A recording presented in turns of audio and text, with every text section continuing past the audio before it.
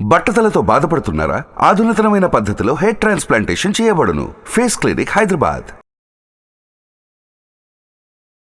Hi hello నమస్తే, welcome to Suman TV. ప్రస్తుతం మనతో ఉన్నారు business expert and business coach doctor Nandi Rameshwar Rao గారు. సార్తో మాట్లాడదాం. నమస్తే సార్. నమస్తే అమ్మా. సార్, ఇప్పటి వరకు బిజినెస్ ఐడియాస్ గురించి మాట్లాడుకున్నాం సార్. మరి మనీ అయితే ఎర్న్ చేస్తున్నాము, ఇన్కమ్ వస్తుంది. మరి వచ్చిన ఇన్కమ్ని సేవ్ చేయాలి. వెరీ ఆ గుడ్. సేవ్ చేసిన ఇన్కమ్ని మంచి ఇన్వెస్ట్మెంట్లో పెట్టుకోవాలి. మరి ఇన్వెస్ట్మెంట్లో పెట్టామా అంటే కాదు, అది మళ్ళీ మనకి హై రిటర్న్స్ రావాలి. చేసిన ఇన్వెస్ట్మెంట్ మనకు హై రిటర్న్స్ రావాలి అంటే మనం సేవ్ చేసిన మనీ వచ్చే ఐడియాస్ ఏంటి సార్? హై ఇన్వెస్ట్మెంట్ వచ్చే ఐడియాస్. మీరు ఎంత సేవ్ చేస్తారో దాన్ని బట్టి చెప్తాను. సరే సార్, 2 లక్షలు అనుకుందాం. ఇది $1 బిలియన్ క్వశ్చన్ అది. ఎందుకంటే సేవ్ చేయడం ఒకటి, అంటే అరేంజ్ చేయడం ఒకటి, సేవ్ చేయడం ఇంకొకటి. సేవ్ చేసేటప్పుడు మీరు అన్నారు లోయెస్ట్ టైంలో హైయెస్ట్ రిటర్న్స్ రావాలని. కానీ నేను డైలాగ్ వాడుతుంటే ఏంటంటే don't keep all eggs in one basket. 2 dozen గుడ్లు కొన్నారనుకోండి, మీరు ఎగ్స్ ఒక బ్యాగ్లో పెట్టుకుని వెళ్తున్నారు, బ్యాగ్ పడిపోయింది, మొత్తం పోతాయి. సో దాన్నే నేను కొద్ది విడమరి చెప్తాను. డోంట్ కీప్ అంటే మీరు ఫర్ ఎగ్జాంపుల్ సంవత్సరానికి ఒక 10 లక్షలు సేవ్ చేస్తున్నారు, లేదా నెలకి ₹1,00,000 సేవ్ చేస్తున్నారు. ఈ 10 లక్షలు 12 లక్షలు ఒకే దాంట్లో పెట్టకూడదు. నాకు తెలిసింది నేను ఎలా చేస్తానో చెప్తాను, నా ప్రజలకు అది నచ్చితే ఫాలో కావచ్చు. So always investment should be divided into 3, 4, 5 segments. So first అసలు ఇన్వెస్ట్మెంట్ ఎన్ని రకాలు ఉందో చూద్దాం. ఇన్వెస్ట్మెంట్ అనేది ఒకటి, ఫర్ ఎగ్జాంపుల్ రియల్ ఎస్టేట్ మాట్లాడనుకోండి, ఒకటి ఉండడానికి కొనుక్కుంటాం, అందులో లాభాలు రావు. రెండోది ట్రేడింగ్ చేస్తాం, అంటే మీరు కొని ఆ పక్కా అబ్బాయికి 10% మార్జిన్తో అమ్మేస్తారు 3 నెలలు 6 నెలలు. మూడోది return on investment, rental income. నాలుగోది లాంగ్ టర్మ్ ఇన్వెస్ట్మెంట్. ఇవి రకాలు. ఇదొక రకం అయితే, ఇక్కడ వచ్చారు ఎందులో ఏ టైప్లో ఇన్వెస్ట్ చేయొచ్చు. What are the investment sources? Insurance is investment, mediclaim ఉంది, పీపీఎఫ్ ఉంది, పిఎఫ్ ఉంది, ఎన్ఎస్సి ఉంది, గోల్డ్ సర్టిఫికెట్స్ ఉన్నాయి. ఇవన్నీ ఒక సైడ్. షేర్ మార్కెట్ ఉంది, గోల్డ్ మార్కెట్ ఉంది, రియల్ ఎస్టేట్ మార్కెట్, ఇవన్నీ కూడా ఇన్వెస్ట్మెంట్లే. అయితే ఎక్కడ సేఫ్ అనేది చెప్పడం చాలా కష్టం. కానీ నేను గత 10-15 సంవత్సరాలుగా ఏమైందో నా దగ్గర రికార్డు ఉంది as a business analyst. Next 10 సంవత్సరాలు ఏమవుతుంది అని కూడా చెప్పొచ్చు మనం. సో గోల్డ్ నాకు తెలిసి 1993లో నాకు బాగా గుర్తు ₹5,000 ఉండేది 10 గ్రాముల బంగారం. 2011-12లో అది 28,000 అయింది. ఈరోజు 56,000 ఉంది. అవునా? 50 దాటింది సార్. 56,000 ఉంది. 24 క్యారెట్ అయితే మీకు 63,000. సో అంటే మీరు చూసుకుంటే 2011-12కి ఇప్పుడు 12 సంవత్సరాల్లో డబుల్ అయింది.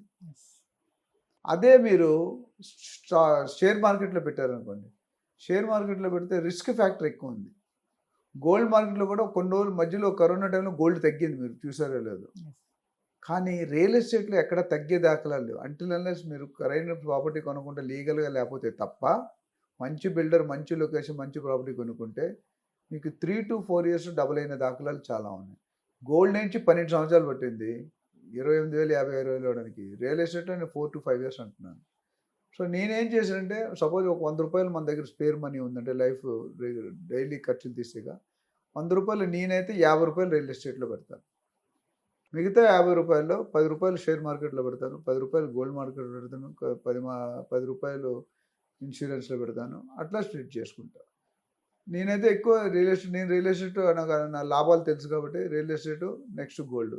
మిగతా ఈ బాండ్స్ కానీ, షేర్ మార్కెట్ కానీ, డెట్ ఈక్విటీ, మ్యూచువల్ ఫండ్స్ కానీ, ఇవన్నీ కూడా 7 to 10% పక్కా వస్తుంది.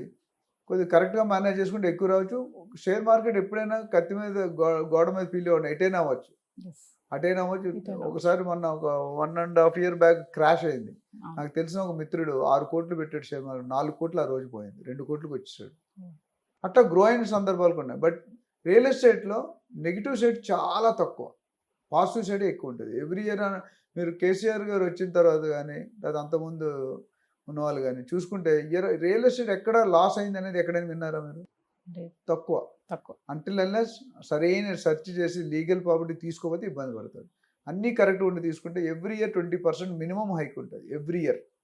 అంటే ఇప్పుడున్న మార్కెట్లో మీరు కానీ షాద్ నగర్లో పెట్టారనుకోండి, 25,000 పెట్టి గజం కొంటే ఒక 5 yearsలో డబల్ అవుతుంది, 10 yearsలో 5 times అవుతుంది. అంటే 25,000 కాస్త 1,20,000 అవుతుంది. మీరు ఏ దాంట్లో కూడా జరగదు.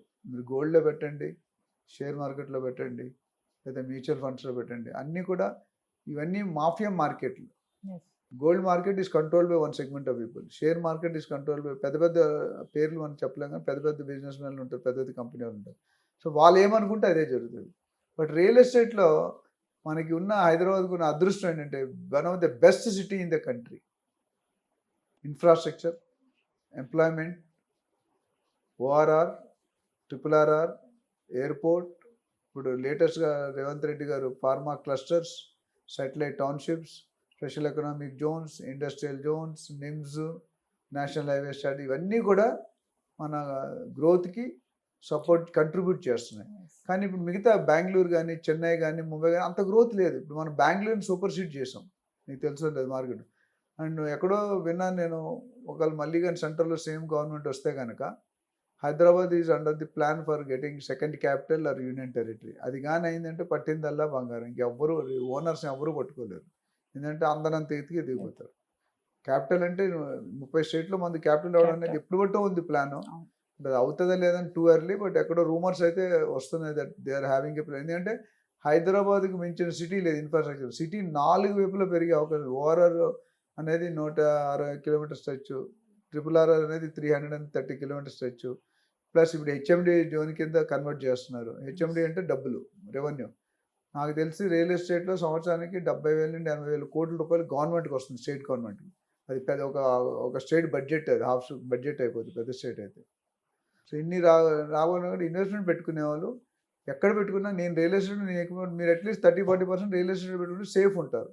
గోల్డ్లో 20%, మ్యూచువల్ ఫండ్స్ 10%, మిగతా వాటిలో ఎన్ఎస్సి, బీపీఎఫ్లో 10%, అట్లా పెట్టుకొని స్ప్లిట్ చేసుకుంటే మీ ఇన్వెస్ట్మెంట్ 3 పువ్వులు 6 కాయలుగా ఉంటుంది. సార్ ఇప్పుడు చూసుకుంటే సేవింగ్స్ని ఇన్వెస్ట్మెంట్ అనుకున్నాం కదా, మరి కొంతమందికి సేవింగ్స్ ఉండవు అసలు. అలాంటి వాళ్ళు మరి క్రెడిట్ చేసి, అప్పు చేసి కూడా ఇన్వెస్ట్మెంట్ చేయొచ్చా అంటే ఏం చెప్తారు? అప్పు చేసి పప్పు కూడా అని సామెత ఉంది తెలుసా? అంటే అప్పుల్లో చేసినట్టు ఇంక నాన్ వెజ్ తినే అవకాశం లేదు. అంటే వాట్ ఐమ్ సెయింగ్ ఇస్, అప్పు చేసి ఇన్వెస్ట్ చేయడం అనేది కరెక్ట్ ప్లాన్ కాదు, బట్ కొన్ని ప్లేసుల్లో అది వర్కౌట్ అవుతుంది. ఫర్ ఎగ్జాంపుల్, మీరు బిజినెస్లో లోన్ తీసుకున్నారు అనుకోండి, మీరు ఒక హోమ్ లోన్ తీసుకున్నారు, మీ దగ్గర డబ్బులు లేవు, ఆ మార్జిన్ మనీ కూడా అప్పు తీసుకున్నారు. హోమ్ లోన్ మీకు ఎంత ఇప్పుడు 7%, 8%. అదే అప్పు తీసుకుని ఆ డబ్బుల్ని సరైన రియల్ ఎస్టేట్లో కానీ మంచి ప్లేస్లో ఇన్వెస్ట్ చేస్తే మీకు 30% రిటర్న్స్, 25%. సో అప్పుడు కరెక్ట్.